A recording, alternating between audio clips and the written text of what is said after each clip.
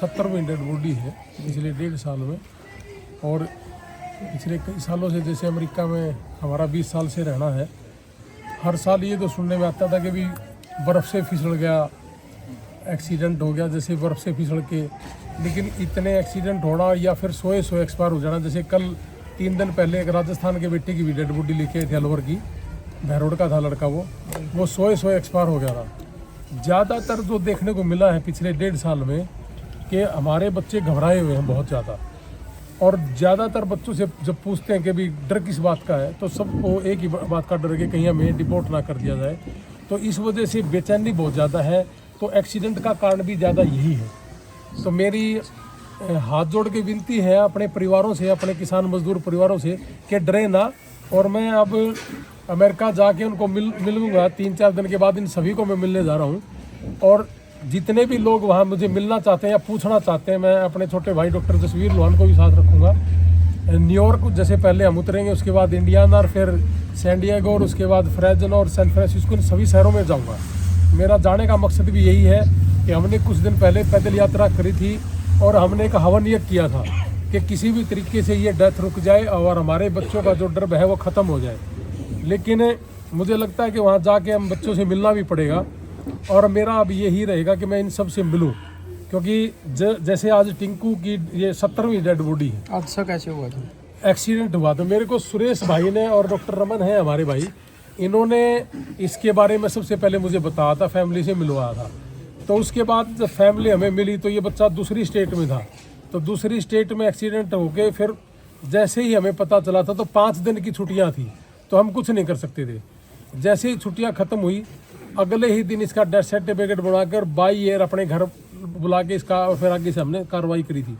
और 4 दिन इनका जहाज़ की वजह से थोड़ा सा लेट हुआ था कि जहाज़ वालों का जो है ना पीक टाइम है अभी न्यू ईयर पे, तो मतलब टिकट तो हमें दे दी थी, लेकिन वो 12 तारीख की दे रही थी।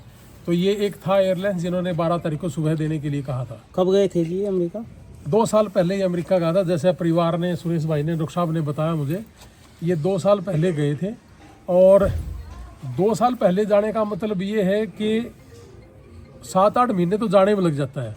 40-50 लाख 60 लाख रुपए खर्च हो जाता है यहाँ से जाने से पहले। हाँ, ये डोंकी के रास्ते से गया था। और वहाँ जाके जैसे वकीलों के खर्चे भी होते हैं, उसके बाद वर्क परमिट और सोशल सिक्योरिटी आने में 7-8 महीने लग जाते हैं। उसके बाद फिर ये अपने काम पे जब चढ़ जाते हैं, फिर लाइसेंस बनवाना, तो ये 7-8 महीने से ये लाइसेंस पे लेके अपने ट्रक पे था।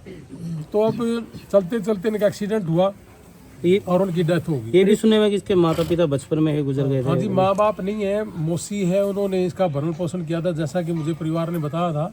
और भाई है, एक मौसी का बेटा है, जैसे अभी देखा होगा आपने, वो रो ही रहा था। वो पिछले जब से पता चला तब से लेकर आज तक हर रोज़ इसका यही बुरा हाल है लड़के का।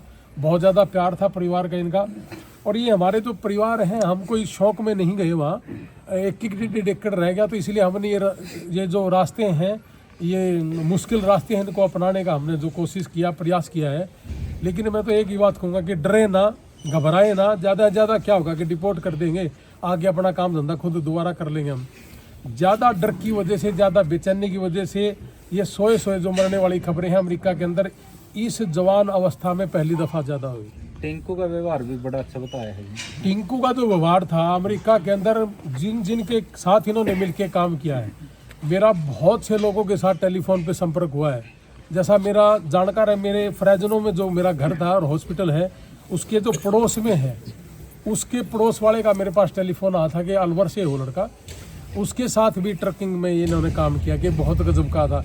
तो इन्होंने बहुत ज़्यादा इज्जत वहाँ अमेरिका में भी कमाई। और गांव में तो आप देख ही रहे हो कि इज्जत का आसपास के गांव के। परिवार की स्थिति कैसी? नहीं, परिवार की स्थिति होती तो अमेरिका जाने की जरूरत कहाँ थी। आधा एकड़ ज़मीन है। हमने तभी अपील भी करी थी कि भाई अगर इस तरह के हादसे हो जाए, मैं तो सरकार से भी ये अपील कर रहा हूँ कि भाई बहुत से लोग ये लिखते हैं जी क्यों गया था जी, आधा एकड़ ज़मीन है इसलिए गया था, कि या तो सरकार प्रोवाइड करवा दे, अच्छा बड़ा लोन कर दे और इनको थोड़ा रिलीफ दे दे। क्योंकि हम किसान मजदूर परिवार, हमें बिजनेस का नहीं पता।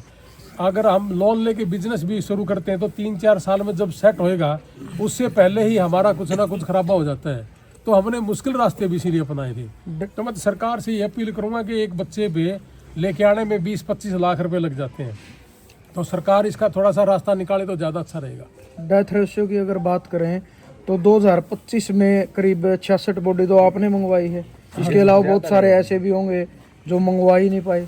इससे पहले का रेशियो क्या बहुत सी था? ऐसी होंगी जी कि जो हमारे संपर्क में नहीं होंगे या इससे दूसरी स्टेटों के पहले का रेशियो क्या था जी? जैसे पहले तो ये सुना था कोई सारी साल में कोई 6-7 एक बच्चे वो भी के भाई बर्फ से फिसल गया ट्रक, इस तरह की घटनाएं सुनते थे। ये हार्ट फेल की और ये जो सी चलते चलते आराम से चल रहा है एक्सीडेंट, ये इस तरह से नहीं कभी सुना था।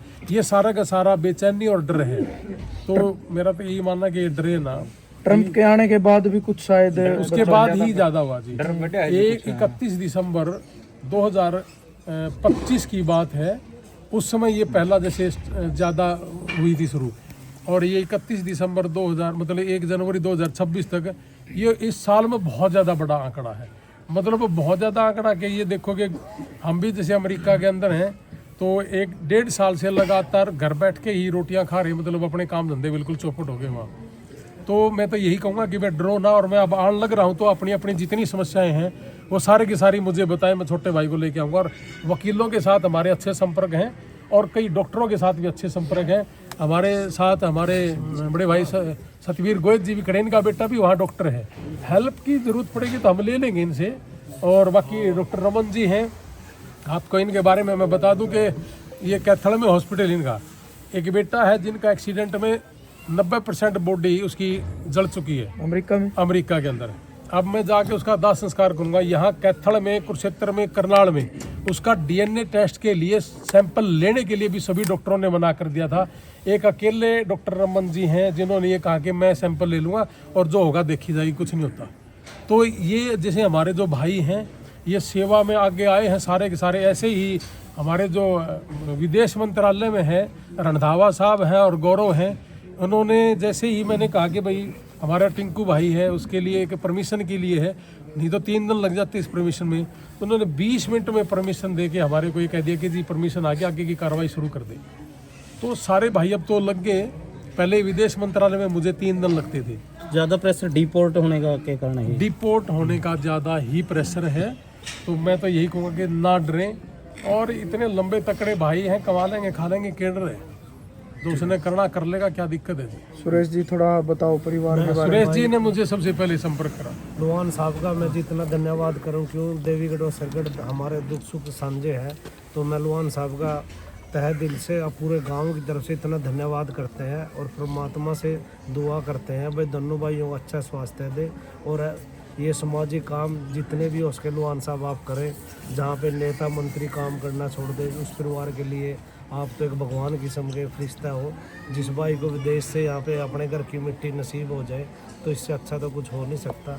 तो मैं सब लुआन साहब अभी विदेश में जा ही रहे हैं, तो जितने भी हमारे गांव गुआंढ देश विदेश से जा रहे हैं तो लुआन साहब से मिलो। किसी के कागजों में कोई दिक्कत है, कोई स्वास्थ्य में दिक्कत है किसी काम के प्रति, तो मैं कहता हूँ भाई लुआन साहब से वहाँ पे मिलना।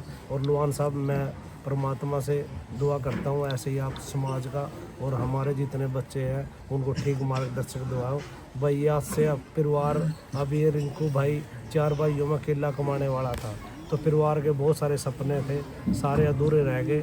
तो मैं उनको कहना चाहता हूँ भाई चलो, आप सरकार ने यहाँ पे रोज़गार नहीं दिया, अपना परिवार है गांव में, हम अगर सरकार आपको डिपोर्ट भी करती है तो आप यहाँ पे आओ, कोई घबराने की ज़रूरत नहीं है। ये तो सामाजिक है, हर आदमी कोशिश करता है, तो आपने भी करी।